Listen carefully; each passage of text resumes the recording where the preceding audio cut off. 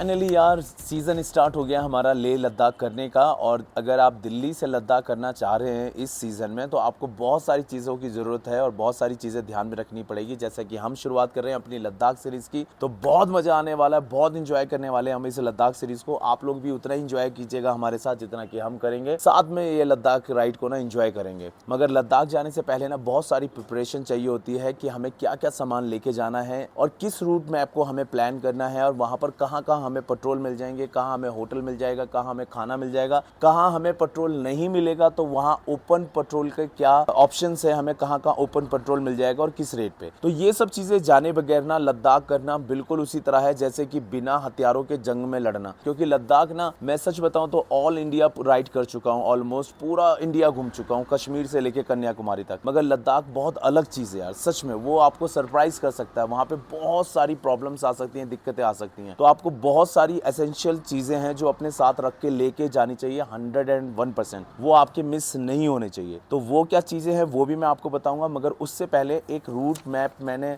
Plan किया है ये वाला, जो मैं आपको दिखाना चाहता हूँ कि हम किस तरह से कहाँ कहाँ जाएंगे और हमारे पास क्या क्या ऑप्शन है, कहाँ पर हमें पेट्रोल मिल जाएगा, कहाँ हमें होटल मिल जाएगा। तो ये जो रूट है ना, ये मैं आपको थोड़ा सा समझाता हूँ डिटेल में, तो इसको देखते हैं। ठीक है, तो शुरू करते हैं डिटेल में मैप से। अगर आप किसी भी शहर से आ रहे हो तो आपको दिल्ली आना जरूरी है, बिकॉज दिल्ली से रास्ता आ जाएगा। वैसे तो और भी जगह से है मगर मैं दिल्ली से बता रहा हूँ आपको। तो दिल्ली से ले जाने के लिए आपके पास दो रास्ते हैं, एक है वाया मनाली होते हुए, एक है वाया श्रीनगर होते हुए। तो पहले हम बात कर लेते हैं मनाली वाले की। अगर आप दिल्ली से मनाली जाते हैं तो मनाली के बाद आपको टांडी, केलोंग, जिस्पा, सरचू, पांग, डेबरिंग, उपसी होते हुए कारू आप ले चले जाएंगे। और अगर बात करें हम श्रीनगर वाले रूट की तो यहाँ से आपको जम्मू, श्रीनगर, सोनमर्ग, जोजिला पास क्रॉस करते हुए कारगिल, लामायूरू और फिर देन आप ले पहुंच जाएंगे। इस रूट में और इस रूट में क्या अंतर है, उसमें सबसे बड़ा अंतर है कि आप मनाली वाले रूट से जल्दी पहुंच जाएंगे, बट यहाँ पे ना एकदम से आपकी ऊंचाई बढ़ जाएगी। मतलब पहले दिन ही आप दिल्ली से सीधा मनाली और फिर मनाली से सीधा आप सरचू पहुंच जाएंगे, जो कि काफी हाइट पर है, जहां पर आपको AMS की प्रॉब्लम हो जाती है, हाई एल्टीट्यूड वाली, जिसमें आपकी तबीयत खराब हो जाती है, थोड़ा सा सांस वगैरह लेने में प्रॉब्लम होती है। एंड सेकंड थिंग, मनाली वाले रूट पे एक प्रॉब्लम और है कि यहाँ पे लास्ट जो पेट्रोल पंप है ना, वो आपको मिलेगा केलोंग में, और केलोंग के बाद सीधा आपको जो पेट्रोल मिलेगा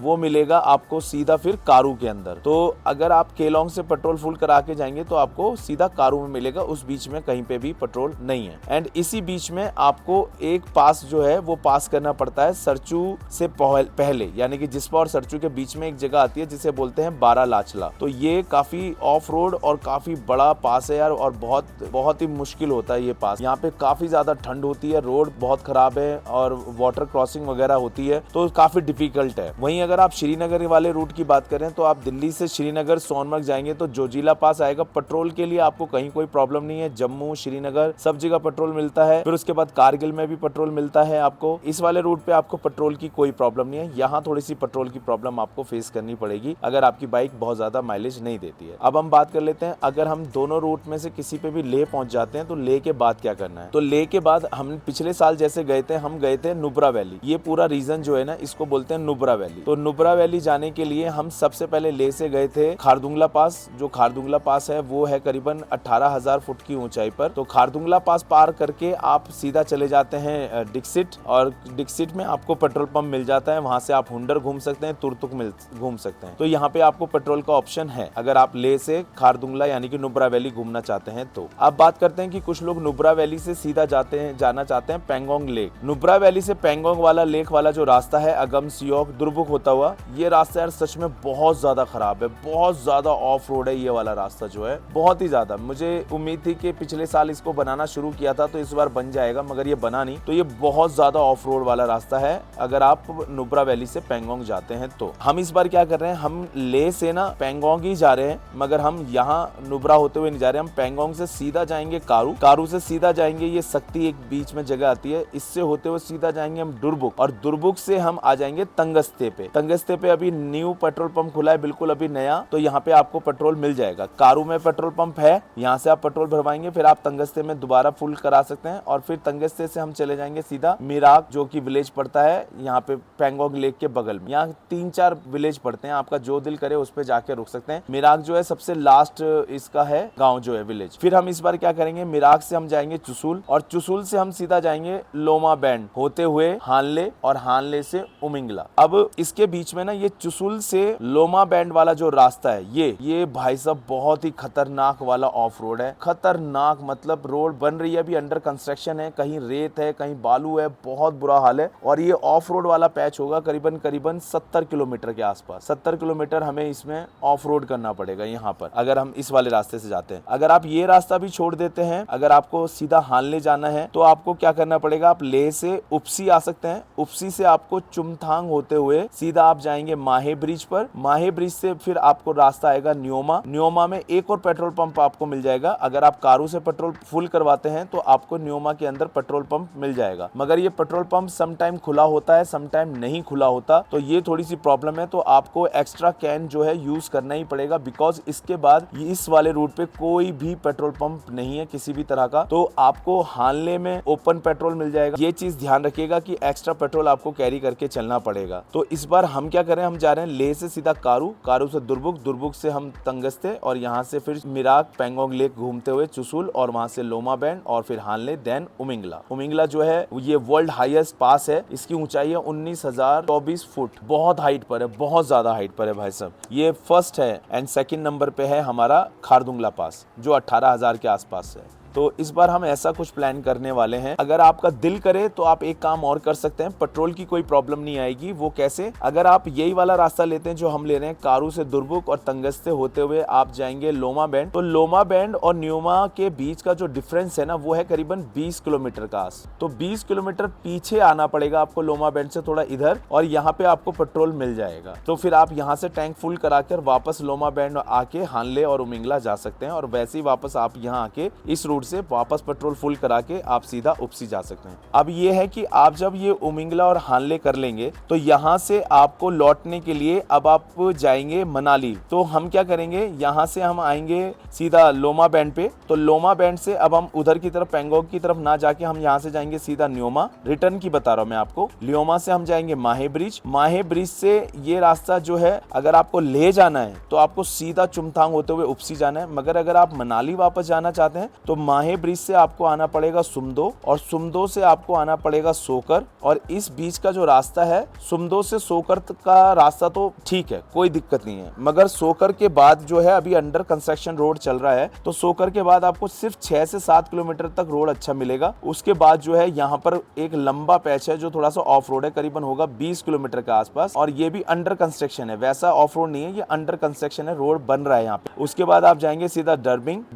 डबरिंग के अंदर भी आपको ओपन पेट्रोल मिल जाएगा, करीबन 150 रुपए लीटर के हिसाब से। यहाँ पर 150 रुपए लीटर ही मोस्टली मिलता है, चाहे आप यहाँ ले लीजिए, चाहे आप हानले ले लीजिए, सब जगह 140-150 रुपए लीटर ही है। फिर डबरिंग से आप आएंगे पांग, पांग से आप आएंगे सरचू, और सरचू से जिस्पा, केलोंग, तांडी, मनाली होते हुए सीधा दिल्ली। अब इस रूट पे एक प्रॉब्लम और आ रही है, वो आ रही है बारालाचला पास पे, बिकॉज यहाँ से क्या कर रहे हैं, ऑड इवन चल रहा है यहाँ पर। एक दिन आपको सरचू से जिस्पा की तरफ जाने दे रहे हैं एक दिन, और एक दिन आपको जिस्पा से सरचू की तरफ जाने दे रहे हैं। तो आप सरचू जब पहुंचेंगे तो इस बात का ध्यान रखिएगा कि आपका वो दिन हो जिसमें आप सरचू से जिस्पा की तरफ आ सकते हैं। अभी हालांकि अभी जो है ना, अभी यहाँ पे 4x4 गाड़ियां अलाउड हैं, कार वगैरह, और 4x2 भी अलाउड है, बट वो स्नो चैन के साथ है, और ट्रक वगैरह तो निकल ही रहे हैं। तो मोस्टली अभी जैसा सुनने में आ रहा है वो ये आ रहा है कि यहाँ से ना लोग मोस्टली सरचू से ना अपनी बाइक्स जो हैं, बाइक्स अभी अलाउड नहीं है, तो बाइक्स जो हैं यहाँ से वो ट्रक के अंदर पिकअप करा के सीधा यहाँ से जिस्पा या केलोंग या सीधा मनाली तक लोग जा रहे हैं। तो इस बार का कुछ अपना राइड का 2024 की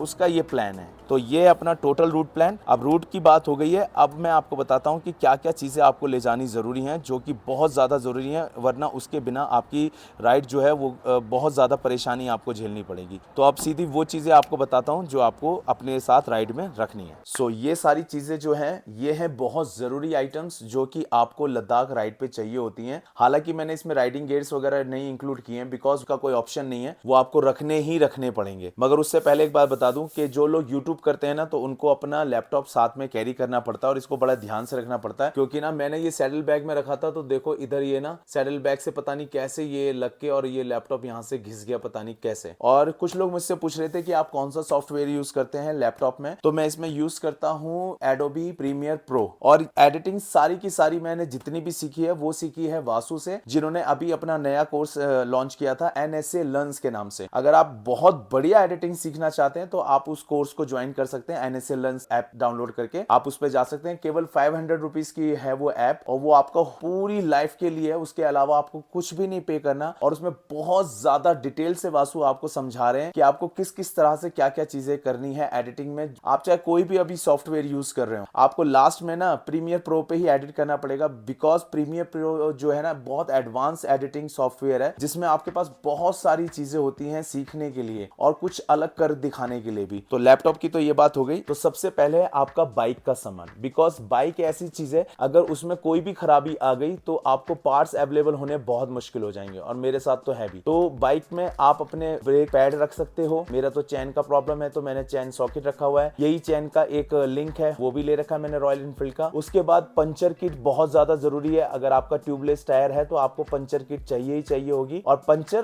किट तो बहुत लोग रखते हैं बट वो इन्फ्लेटर नहीं रखते, तो इन्फ्लेटर रखना भी बहुत जरूरी है। ये मेरा MI का इन्फ्लेटर है, 1 साल हो गया मुझे लिए हुए और बिल्कुल नया जैसा लगता है। Xiaomi कंपनी का बहुत बढ़िया इन्फ्लेटर है यार, बहुत अच्छा है। एक बार चार्ज करने पे बहुत चल जाता है, बहुत ज्यादा। और उसके बाद क्योंकि लद्दाख में सबसे ज्यादा प्रॉब्लम होती है लाइट की, तो एक पावर बैंक बहुत जरूरी है। उसके अलावा आप अपनी बाइक के लीवर, क्लच, वायर वगैरह, एक्सेलरेशन वायर वगैरह ये सब चीजें रख सकते हैं। उसके बाद आपको सबसे ज्यादा जरूरत पड़ेगी बाइक को बार बार जब आप चलाओगे इतने खराब रास्तों पे, तो चैन ल्यूब एंड चैन क्लीनर की। उसके बाद जो दूसरी चीज सबसे ज्यादा जरूरी है वो है मेडिसिन, बिकॉज लद्दाख रीजन में बहुत सारी जगह पर आपको बिल्कुल भी मेडिसिन वगैरह नहीं मिलेगी और आपकी तबीयत भी खराब होनी लाजमी है क्योंकि बहुत सारे हाई पासेस होते हैं। तो उसके लिए आप बहुत सारी टैबलेट्स आती हैं जैसे डायमॉक्स है, अगर आपकी सांस वगैरह कुछ खराब होती है, पैरासीटामोल है, आपको लूज मोशन है, मूव है, बाम है, इनो है, आई ड्रॉप्स हैं, आपको बाइक चलाते चलाते हो जाता है, इलेक्ट्रॉल वगैरह रखा हुआ है। क्योंकि सबसे ज्यादा जो प्रॉब्लम आती है ना वो हो जाती है लद्दाख में डिहाइड्रेशन। तो डिहाइड्रेशन होती है इस वजह से क्योंकि ठंड होती है बहुत ज्यादा, तो पानी ज्यादा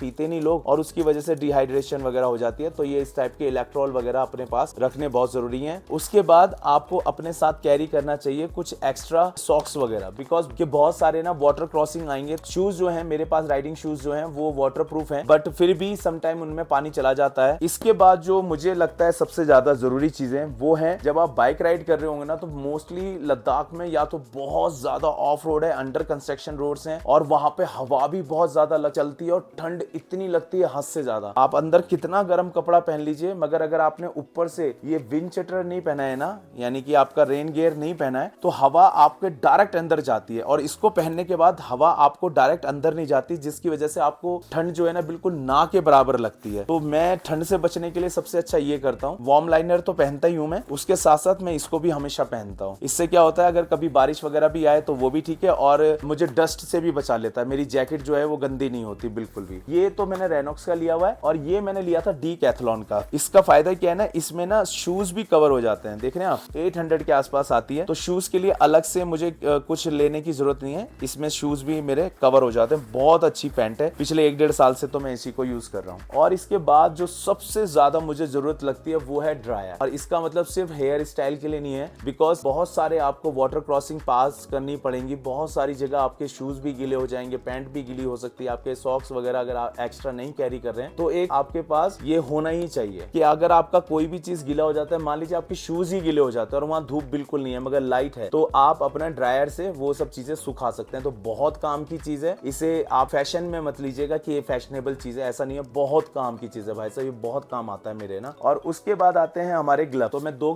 तरह के ग्लव्स लेके जाता हूँ, एक ये मेरे रॉयल एनफील्ड के ही हैं, ये वार्म हैं ग्लव्स, गर्म रहते हैं और वाटर प्रूफ भी हैं, तो बारिश वगैरह से भी बचा लेते हैं। इसके नीचे अगर बहुत ज्यादा ठंड लगती है तो मैं डीकैथलॉन के जो पतले वाले ग्लव्स आते हैं ना वो पहन लेता हूँ। और एक मैं ये पहनता हूँ जब दिल्ली से निकलता हूँ क्योंकि गर्मी बहुत ज्यादा होती है, तो ये मैश वाले हैं मेरे रॉयल एनफील्ड के ही हैं ये भी। अब क्योंकि वहां पे ना एनर्जी की बहुत ज्यादा जरूरत होती है तो ड्राई फ्रूट्स वगैरह हमें कैरी करके लेके जाने चाहिए दिल्ली से, बिकॉज वहां पे बहुत सारी जगह पे बहुत ज्यादा महंगा मिलता है ये सब चीजें। तो इससे क्या है कि आपको एनर्जी भी अच्छी मिल जाती है और आपको बॉडी को भी थोड़ा हीट रखता है। तो ये सब चीजें हैं जो आपको ले जानी बहुत ज्यादा जरूरी है। मैंने वो चीजें दिखाई हैं जो बहुत ज्यादा जरूरी हैं। इसके अलावा आप राइडिंग शूज आप अराजो के भी यूज कर सकते हैं, मेरे पास TCX के भी हैं, तो जो आपके पैसे में बजट में आता हो वो आप यूज कर सकते हैं, बट ऑप्शन नहीं। आप राइडिंग गियर्स को ऑप्शनल कभी मत रखिए। मैं सच बता रहा हूं, जब तक एक्सीडेंट भगवान करे ना हो, मगर जब तक कभी हमारे साथ कोई मिसहैपनिंग नहीं होती ना, तब तक हम लोग ना राइडिंग गियर्स को बहुत अवॉइड करते हैं कि चलो चल जाएगा, काम चल जाएगा, मगर ऐसा बिल्कुल भी नहीं है। आप यकीन मानिएगा, मैंने अपनी राइड के दौरान पर सिर्फ 20 या 30 की स्पीड से लोगों को गिरते हुए देखा है, और उनके हाथों में ना मतलब रोड पे पड़े हुए कंकड़ जो होते हैं ना वो घुस जाते हैं, बिकॉज उन्होंने कोई भी इस तरह के प्रोटेक्शन वाले कोई ग्लव्स नहीं पहने होते हैं। सबसे पहले अगर आपका एक्सीडेंट होगा ना, तो आपका हाथ ही सबसे पहले नीचे लगता है, तो हाथ, घुटने, कंधे,